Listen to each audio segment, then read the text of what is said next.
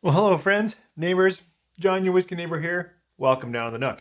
Saturday, and I'd like to shoot some bourbon because now that we've passed Canada Day, I'm looking forward to 4th of July. So I thought, I've recently talked a bit about the 1897 and then found a decent sale on the 1870 from Old Forester. And I thought, well, why don't I talk about the 1870 and then compare it to the 1897 and see what I get. So if you've got a bit of Old Forester of any kind, or any in the Whiskey Rose series, the 1870, the 1897, the 1920, the 1910, why don't you pour a little bit of that? And when you come back, I'll nose, I'll taste, I'll share my thoughts on the 1870 and then a bit of a comparison to the Bottled and Bond.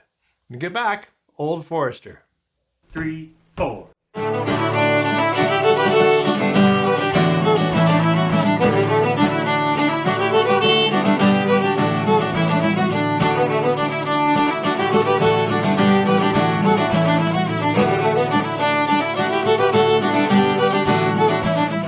Thanks for staying with me. Kind of a quick opener, but I thought be nice to shoot a bourbon. So here, I want to take a look at Old Forester 1870. It's part of the Whiskey Row series that was released a few years ago now. And I've had the good fortune of having a bottle of now the 1870, Bottled and Bond 1897, and then the 1920. The 1910 I've had samples, but not a bottle. This is a pretty cool release, a very classy label, and always connected to history. The way I understand 1870 is that that's the founding of Old Forester, and at the time it was famous for blending 3 bourbons from different distilleries. I think that's how I read it. Now, to sort of honor that, they blend bourbons from 3 different warehouses. This is a 45% bourbon. It's their regular mash bill, as far as I know, which I think is about 18% rye. What would that be? 18, maybe 10 barley. I always focus on one thing, and it's usually the rye. And I think it's 18 rye. I'll put the rest down below. It does non-age stamp. And aside from that mash bill and what I shared about maybe barrels from 3 different warehouses, I don't know that much. But let's see what the nose and taste gives us on this Old Forester 1870. A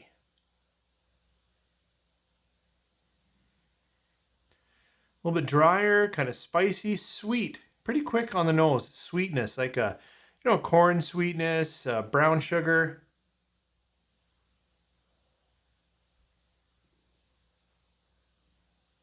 There's a little bit of an oaky bitterness on the nose sometimes for me. Right now I'm getting more vanilla, more caramel, and some peppery spices. Let's try it on the palate. Cheers.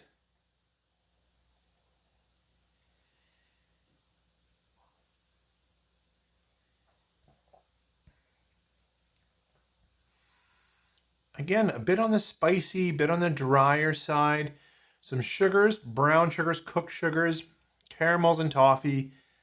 Tends to be sweeter, caramel forward, that kind of type of bourbon rather than a lot of fruit.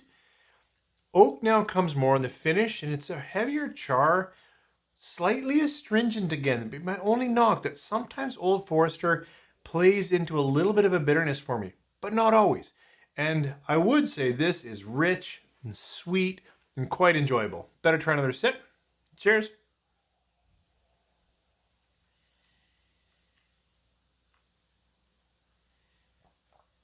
And that sip was cleaner. Nicer, sweet with a little bit of peppering and cinnamons. Again, more vanilla toffee than a lot of fruit. Maybe a bit of apple fruitness in there. So there's a general sweet nature to it, but I find it's drier, a little bit spicy. It's a style of bourbon that I'm enjoying these days, so I like it. If I were to rate this without considering cost, this is really good. 3 3/4. It's a good bourbon. It's a classy bourbon. It looks great.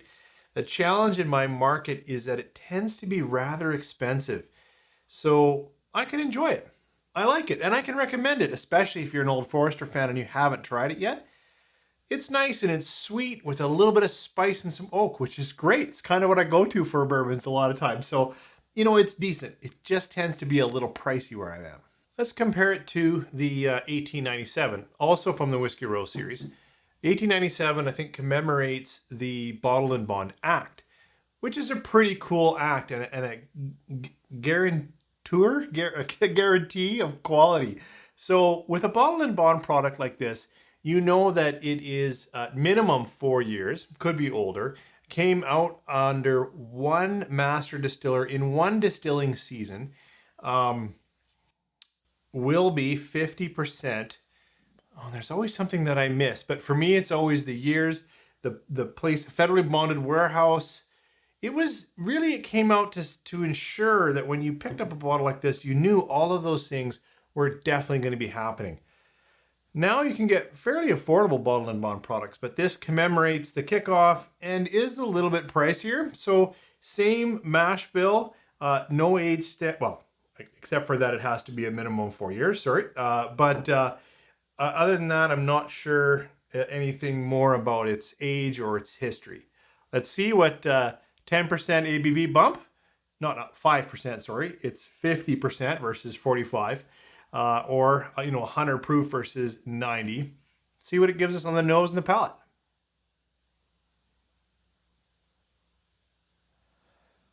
I'm not noticing a significant bump in alcohol.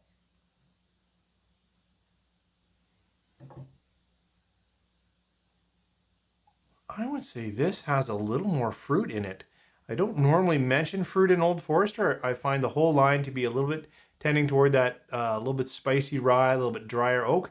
There's a little bit more of a fruit character. Still not as strong like a cherry, but a stronger dark apple. It's quite nice on the nose. Let's try it. Cheers.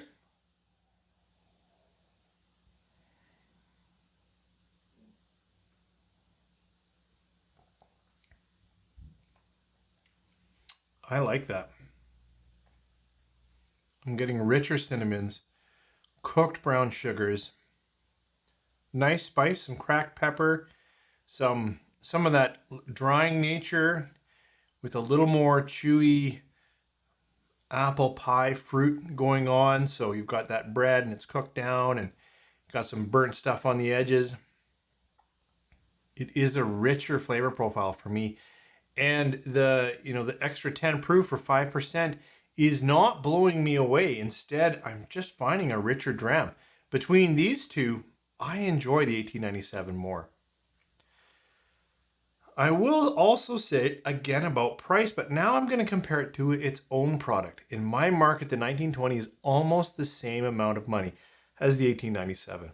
And I really love the 1920, like quite a bit. It's just such good richness.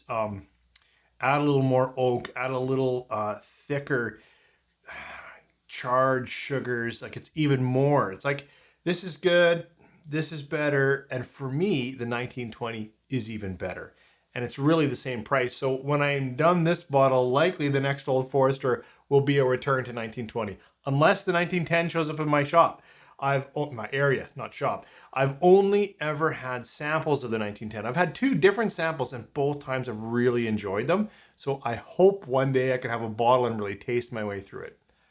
I think these are classy releases. They look really nice.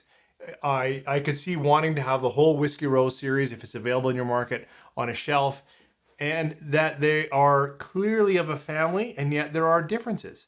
If I'm looking for a sweeter of this style, this 1870 was actually kind of lighter and sweeter. And it's not just the 5% alcohol. It was, honey sweetness, sugary sweetness forward. The 1897 for me brought in some darker char, some thicker sugars, and a little more fruit, which I actually also like in bourbon if it's done well. In this case, it's not overwhelming at all. So I'm liking this, but there's reasons to take this home too. Thanks for joining me here. Hope you guys are having a good weekend. And if you're in the States, I truly wish you a great 4th of July coming up. Take care.